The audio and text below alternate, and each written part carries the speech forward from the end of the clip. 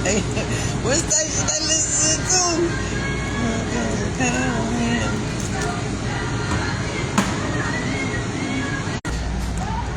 Precious.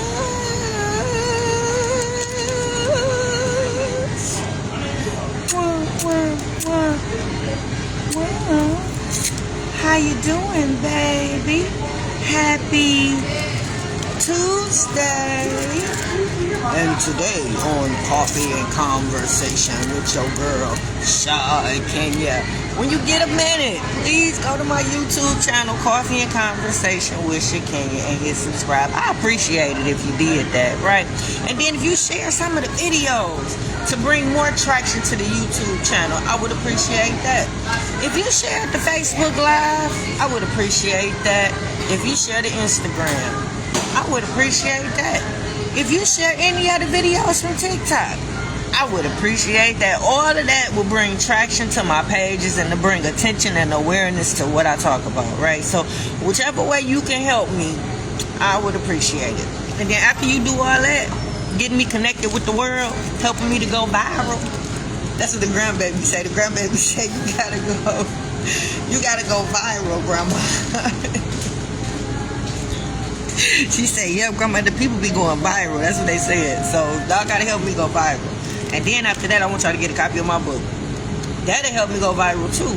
Yeah, like if you have a book club, if you an avid reader, right? If you buy a book, and then if you buy a book for a friend, or if you buy a book, you read it, and then you tell a friend about it so they can look at it and go get it. So yeah, that'll help me be famous too. So y'all, today I ain't gonna hold y'all too long. Time is not on my side. You know, time management is one of my goals, right? Because everything is new now. Nothing is set in stone. I'm all over the place trying to survive, right? It's like I'm in quicksand, being sucked under. So it's like every day is a challenge now, right? I'm jumping over hurdles. I'm doing stuff that I don't already did before, right? I'm etching stuff in stone and shit. Hey, Cynthia, shout out to Flint, Michigan. I hate I missed you, Cynthia, but I was so tired.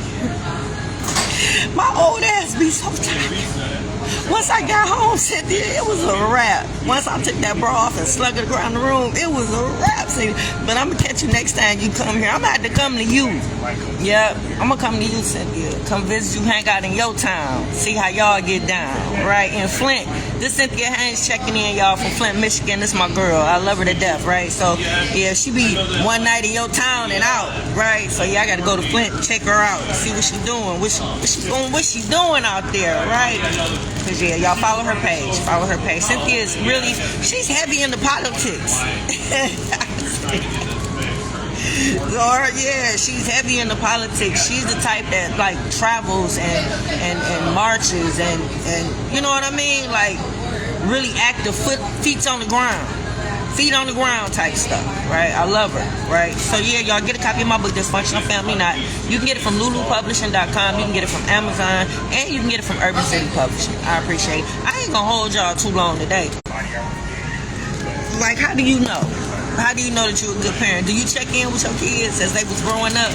Did they let you know that you was a good parent? You can tell by how happy they are. Yep, you can honestly tell if you're a good parent. Yep, and not to say that that's the only reason why they happy. They might just be happy people or whatever. But yeah, if you provide a good, safe environment for these kids, if you spend time with your kids, if you present, and if you're doing everything you're supposed to do as a parent, it's a good chance that you probably had a happy kid. Your kid probably had a good childhood. Have you ever asked your adult children if they had a good childhood?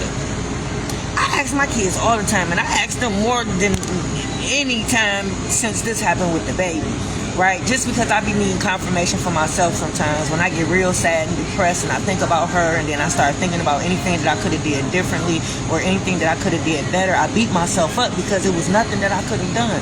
If everything was different, and if I had to do it all over again, I would do everything that I did all over again, right? The only thing that I would do differently is it would have been less visits with the baby and her dad, and it would be supervised visits with the baby and her dad's people, right? That's the only thing. But all that raising them, teaching them all the classes that I talked to y'all about, starting a business, incorporating them in the business, that was the best thing that I could have done.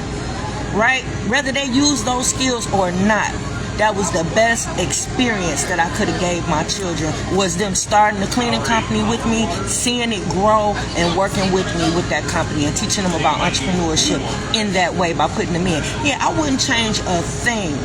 I wouldn't change getting custody of my little brothers. I wouldn't change all the grief that my little brother put me through, because that was the inspiration for the youth program, right? If it wasn't for him going through the struggles and going through everything he was going through, I wouldn't have been able to know. I wouldn't have known about the leaks and the cracks in the juvenile system, right? I wouldn't have known how many of our children of color are actually locked up. Like, I wouldn't have known that if he wasn't acting out and I wasn't looking for help, right? And then for me to create my own prevention program for children, right? I was so compelled to create something for these children when I seen that it was nothing for them, right? There is no stops between here and jail for our little kids, right? They got baby jail, and then they escalate them up to the big man jail, right? Or the big woman jail, right? There is nothing in the middle. There is no prevention. So my program fits right in that pocket of prevention, because I get a chance to take them into the world and let them see for themselves what it's like, and let them decide if they want to continue going down that path or not, right? Introducing them to returning citizens and letting them hear their story and them being exposed to the life without actually living it was the best thing I could have done. So yeah, I wouldn't have changed nothing, but that baby would have spent less time with her dad, and our family would be whole right now, right? So yeah, me talking to y'all every morning, it's very important that y'all paying attention to the things that I say, that y'all hear. Hopefully you're not coming on just to make fun of me. Hopefully you're not coming on thinking that I'm just coming on to get attention, because to be honest with you, I'm a very private person. Yeah, I don't like people all up in my business. I like to move slow. I like to move in the background. I like not to be seen, right? It's hard though. Yeah, because when I come in the room, you notice me. Yeah, you notice me. Yeah, whether it be the scent of my perfume, whether it be the way I look, whether it be my light skin, I don't know, but you notice me when I come in. So I don't have to do a lot to get attention. So please don't think that that's why I come on in the morning. Nope, I really just want to heal us. I just want to heal us. Yeah, I just want to get the village back. Yep, I just want you and your baby mama and baby daddy to get along better. I just want your children to be productive, right? So everything I talk about here in the morning is for that reason, and that reason only, right? I just want you to do better. Yeah, and if I can give you some hints and some ways to do so, that's what I'm gonna do, right? So I'm going over our finals, because y'all seniors now, so we talking about an array of topics. We talking about your children, the manipulation tips that you use on your children in the 9th grade year. We're looking at now that you're seniors, how it has affected your kids after prolonged use. We're talking about mental disorders. We're talking about the co-parenting workshop. We're talking about the seeds of co-parenting. Like, we're talking about everything that you've covered and we've covered in the last 4 years that I've been doing. I've actually been doing Coffee and Conversation 5 years, but we broke it up into grades and whatnot within the last 2. So yeah, I've been doing it for a minute. With the mental disorders, when we talked about the symptoms and everything, were you able to connect yourself with any of these symptoms for any of these disorders that we talked about? Did you make an appointment to talk to a therapist? Just to see. You know what I mean? Like, I'm going to be honest with you. I think I got OCD. Yeah, at least I got the symptoms of it. Like today, I couldn't leave out because it was dishes in the sink.